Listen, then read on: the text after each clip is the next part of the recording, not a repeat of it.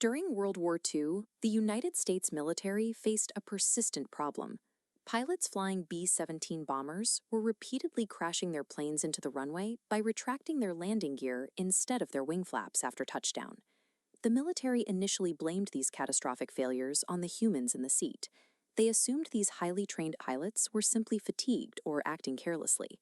But the actual culprit was the physical design of the aircraft. The B-17 cockpit featured a landing gear lever and a wing flap lever that were identical in shape and placed right next to each other. Behavioral economist Senthil Mullainathan points out that error is inevitable, but accidents are not. In this case, the environment designed the error.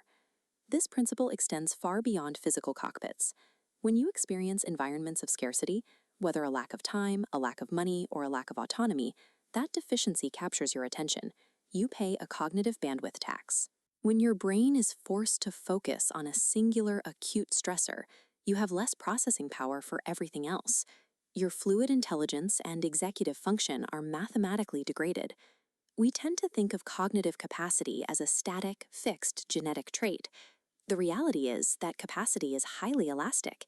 It expands and contracts based heavily on how your environment is engineered and how your biology regulates stress. Right now, modern corporate enterprises are systematically misengineering their environments in a way that destroys their employees' bandwidth. Meanwhile, elite military units are developing specific protocols to protect it. To maximize economic output, we must first look at the biological mechanics of cognitive bandwidth and understand how systems can be engineered to protect it rather than tax it.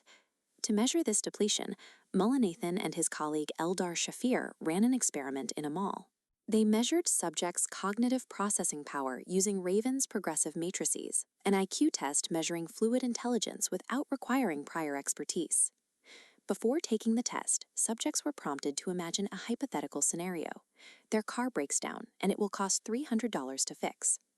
Under a minor $300 financial constraint, cognitive performance between high and low income groups was exactly identical. But when researchers raised the hypothetical repair to $3,000, high-income scores stayed flat, while low-income performance dropped by a staggering 14 IQ points. These subjects did not lose their inherent intelligence. The acute financial stress of a massive unexpected expense simply consumed their available processing power. The feeling of scarcity mimics the exact cognitive effects of sleep deprivation, pushing a person of average intellect down to the threshold of borderline deficient. That exact financial scarcity model maps directly onto the modern knowledge workplace. Algorithmic surveillance imposes an identical cognitive tax. In late 2025, the global IT services firm Cognizant deployed a piece of bossware called ProHance to monitor employee mouse movements. The software's specific configuration flagged an employee as idle if it detected zero physical keyboard or mouse activity for a duration exceeding 300 seconds. In complex knowledge work like systems architecture, a 5-minute pause does not mean a cessation of work. It indicates deep thought and complex cognitive processing. The cost of interrupting that thought is severe. Forcing an employee to physically interact with a peripheral breaks their flow state, a psychological zone of immersion that takes an average of 23 minutes to recover from. This surveillance maps directly to self-determination theory, a psychological framework stating human motivation relies on autonomy, competence, and relatedness. The 300-second timer explicitly destroys an employee's autonomy over their schedule and signals they are not competent enough to work unmonitored. As a result, the brain reallocates its resources. The worker diverts processing power away from the task, dedicating it to monitoring the surveillance timer. This is a textbook execution of Goodhart's law, which states that when a measure becomes a target, it ceases to be a good measure. By making mouse movement the target, the algorithm ceases to measure software development. The result is the insecurity loop. Micromanagement breeds performative productivity. Employees invest their cognitive bandwidth into countermeasures, like hardware mouse jigglers to simulate physical activity, entirely suppressing deep work and innovation. If cognitive bandwidth is compromised by environmental stress, we need to know if we can biologically armor the brain against it. A 2026 randomized controlled trial tested this scenario using 66 physically identical Australian Special Forces soldiers. Half the soldiers received 15 hours of ability-based emotional intelligence training, utilizing the MSCIT model.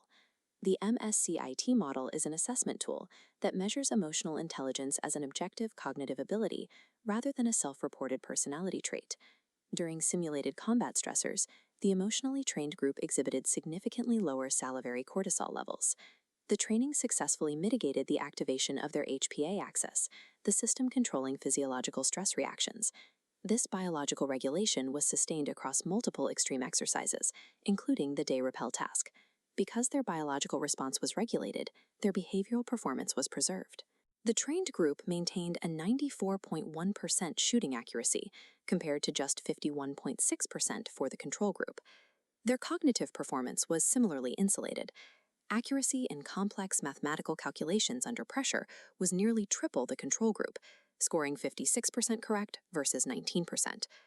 Regulating the biological emotional response preserves the bandwidth processor. It allows the cognitive hardware to run efficiently despite severe environmental hostility. When you synthesize the biological and psychological data, trust and emotional regulation stop looking like soft skills. They're hard economic assets that drastically reduce transaction costs. Insecure enterprises operate in direct opposition to this, optimizing entirely for physical presence or algorithmic tracking. These low-trust models incur a massive surveillance tax. They pay for software licenses, they pay management overhead to monitor the analytics, and they bleed capital replacing skilled employees who leave to escape the performative work. Secure enterprise models focus strictly on outcomes rather than inputs. By eliminating the bandwidth tax of micromanagement, secure companies free up their workers' cognitive processing power, allowing them to achieve extreme leverage on their human capital. The financial data proves the advantage. High-trust environments consistently yield mathematically superior revenue per employee compared to their surveilled counterparts. To maximize cognitive output, organizations must stop blaming the pilot. They need to engineer the cockpit for trust and train the pilot for emotional regulation, because measuring the movement of the mouse will never capture the movement of the mind.